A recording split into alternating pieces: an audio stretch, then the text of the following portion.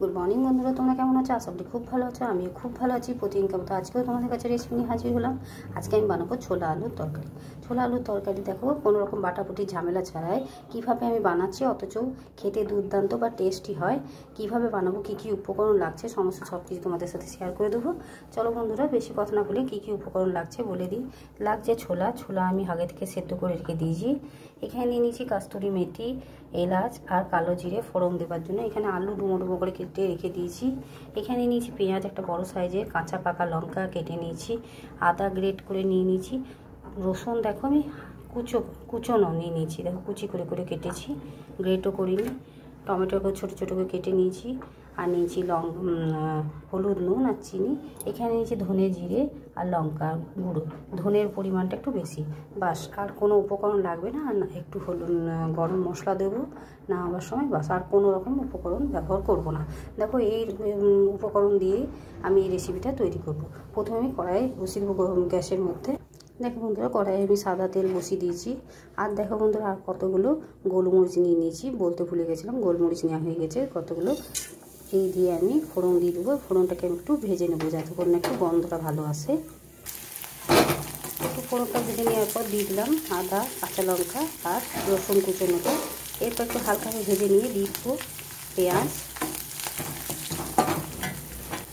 এরপর দিয়ে দিলাম পেঁয়াজটাকে আমি ভেজে নেব, খুব বেশি ভাজবো না, মশলাগুলো হালকা পরিমাণে ভাজবো। এরপর দিয়ে দিলাম টমেটোটাকেও কিছুক্ষণ ভেজে নেব।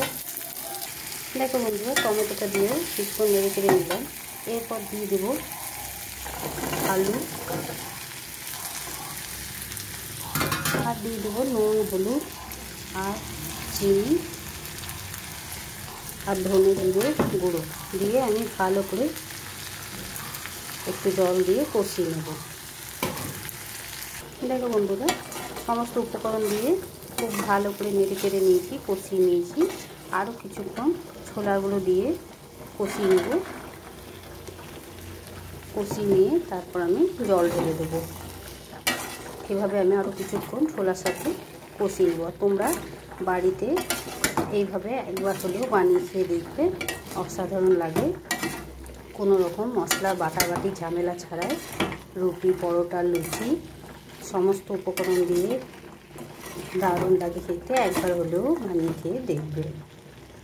দেখো বন্ধুরা, কিছুক্ষণ নাড়াচাড়া করে জল ঢেলে দিলাম।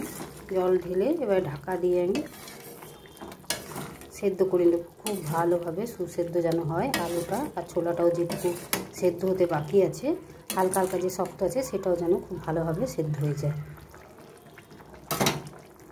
দেখো বন্ধুরা, আলু ছোলা খুব ভালোভাবে সুসেদ্ধ হয়ে গেছে। আর আমি কিছু কিছু আলুকে ম্যাশ করে দিয়েছি যাতে একটু গাঢ় হয় ঝোলটা, তরকারি গ্রেভিটা।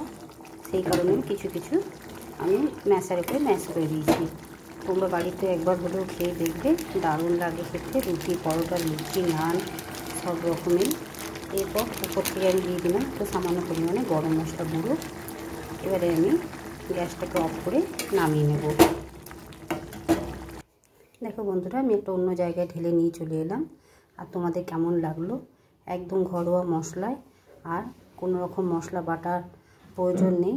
বিনা মশলায় না বেটেই কীভাবে আলু ছোলার তরকারি বানানো যায়, হ্যাঁ, অতি অবশ্যই তোমরা একবার হলেও ঘরে বানিয়ে খেয়ে দেখবে। আর কেমন লাগলো অতি অবশ্যই জানাতে ভুলবে না। ভালো যদি লেগে থাকে লাইক, শেয়ার এবং চ্যানেলটিকে সাবস্ক্রাইব করে দেবে। আজকের মতো এতটুকুই। কালকে আবার অন্য কোনো রেসিপি নিয়ে হাজির হব। সুস্থ থেকো, ভালো থেকো, তোমরা আমার বন্ধু হয়ে পাশে থেকো।